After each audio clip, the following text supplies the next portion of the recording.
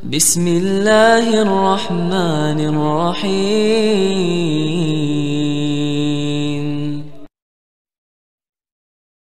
Assalamualaikum warahmatullahi wabarakatuh. Alhamdulillah, wassalatu wassalamu ala rasulillah. Teman-teman yang semoga dirahmati Allah Subhanahu wa Ta'ala, mendengar apa yang disampaikan oleh Ustadz Abdul Somad di dalam video ini, teman-temannya, saya teringat sebuah channel, yang mana channel ini sangat provokatif, teman-temannya, yaitu tukang sunat video, yang video tersebut disunat seakan-akan ustadz tersebut melakukan kesalahan yang fatal. Saya teringat channelnya si Uye, teman-teman, dan si Afandi. Karena dalam video ini saya akan menampilkan video yang cukup lama, namun masih saja, teman-temannya, netizen ini membahas masalah ini. Mereka yang tidak suka dengan ceramahnya Ustadz Yazid Abdul Qadir Jawas, melihat potongan video Ustadz Yazid tentang masalah onani yang tidak membatalkan puasa, mereka berbagai macam cara ingin menyalahkan Ustadz Yazid Abdul Qadir Jawas rahimallahu ta'ala. Dan beginilah, teman-temannya, bahayanya apabila kita menyunat video, namun pemotongan video tersebut tidak diambil sepenuhnya. Hanya diambil dari potongan video yang terkesan Ustadz tersebut melakukan kesalahan. Bu Samsiar, Ustadz, ada salah satu Ustadz mengatakan bahwa ada pendapat ulama mengatakan onani tidak membatalkan puasa. Mohon menjelaskannya. Jadi videonya itu dipotong. Dia sedang menjelaskan hukum puasa panjang lebar, lalu disebutkannya beberapa pendapat ulama.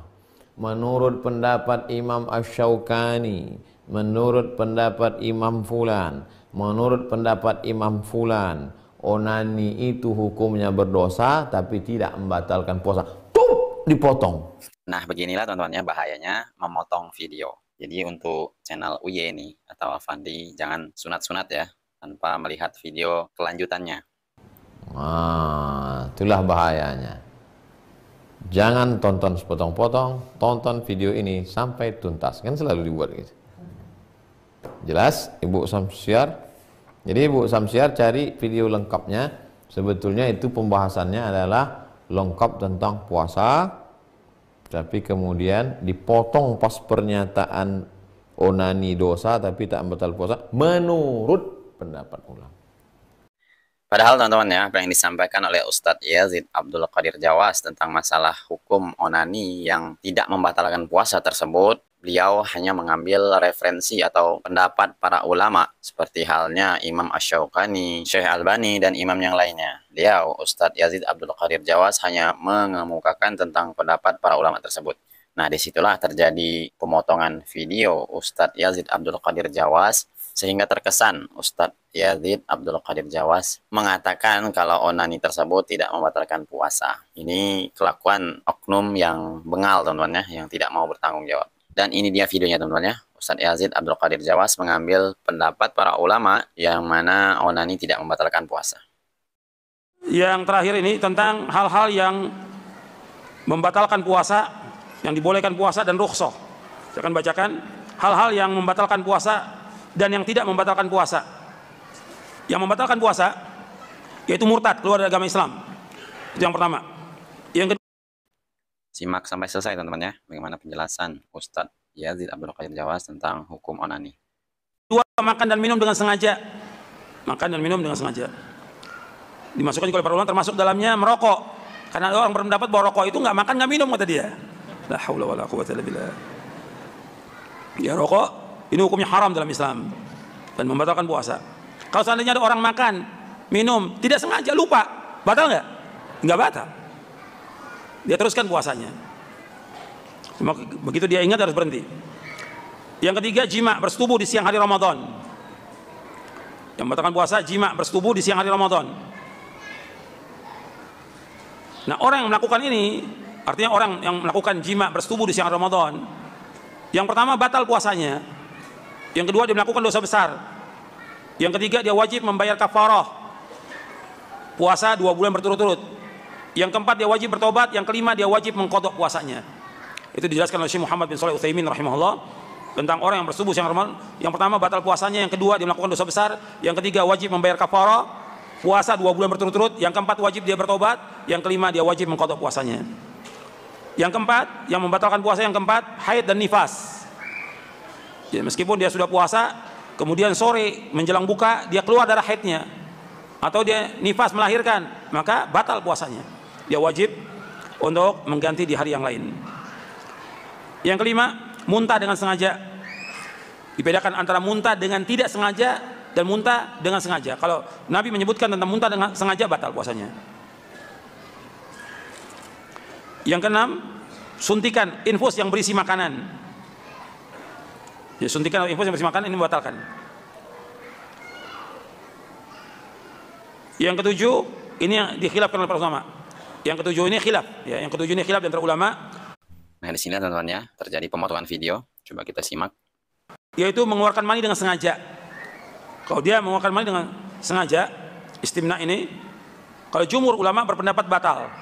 Tetapi Imam Ibnu Hazm, Imam Asy-Syaukani, dan Syekh Al-Albani rahimahumullah berpendapat bahwa itu tidak membatalkan puasa. Disinilah terjadi pemotongan video itu teman-teman ya. Ustadz Yazid Abdul Qadir Jawas menjelaskan tentang khilaf dari ulama, yaitu Imam Asy-Syaukani, Syekh Al-Albani, dan ulama lainnya. Mereka berpendapat bahwa onani atau mengeluarkan sperma secara sengaja itu tidak membatalkan puasa. Padahal tadi Ustadz Yazid Abdul Qadir Jawas menjelaskan jumhur para ulama puasanya batal. Disinilah teman-temannya orang yang tidak bertanggung jawab memotong video ini. Dan sampai sekarang fitnah tersebut masih menyebar. Dan ini kuat karena nggak ada dalil yang mengatakan batal. Dia berdosa dengan istimna itu, dia mengeluarkan mani dengan onani itu, dia berdosa. Tapi puasanya tidak batal karena nggak ada keterangan atau nas atau dalil. Dan nggak bisa dikiaskan dengan jima, nggak bisa dikiaskan. Ya, sampai di sini. Wassalamualaikum warahmatullahi wabarakatuh. Subhanakallah wa bihamdik, asyhadu an la ilaha illa anta astaghfiruka wa atubu ilaik. Assalamualaikum warahmatullahi wabarakatuh. Inilah bahayanya teman-temannya apabila kita memotong-motong video, namun yang kita potong videonya tersebut itu hanya kesalahan dari ustadz itu saja tanpa kita melihat referensi atau penjelasan ustadz berikutnya. Jujur teman-teman ya, saya juga memang suka memotong video atau mereaction video, namun saya melihat dulu bagaimana video ini, apakah benar real di dalam ceramah ustadz tersebut, benar-benar atas hawa nafsunya untuk merusak umat, maka memang sudah selayaknya kita reaction teman-teman ya, kita luruskan. Namun apabila ustadz tersebut hanya menyampaikan referensi pendapat para ulama dan dalilnya juga jelas, referensinya juga jelas, kenapa kita harus salahkan? Kenapa harus kita potong-potong? Seakan-akan ustadz tersebut melakukan kesalahan. Dan bahayanya lagi teman-teman ya, dampak seterusnya apabila kita memotong video, namun video tersebut kita hanya ambil kesalahannya saja. Jadi orang-orang yang menonton video tersebut, mereka akan mengira ustadz tersebut adalah ustadz yang atau ustadz yang rusak. Padahal ustadz tersebut hanya menyampaikan referensi para ulama, dalilnya jelas, referensinya jelas, yang mereka bawakan dalil Al-Quran dan Sunnah. Kenapa harus kita potong-potong dan kenapa kita harus salahkan?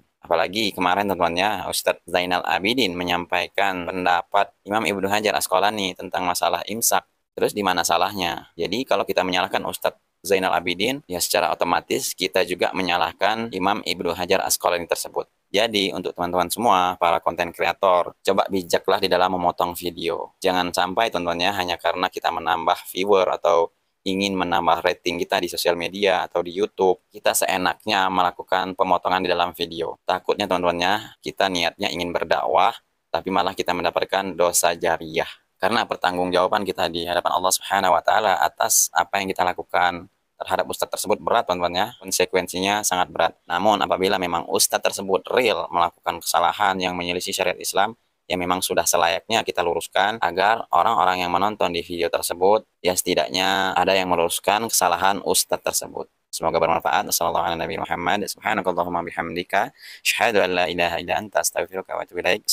warahmatullahi wabarakatuh.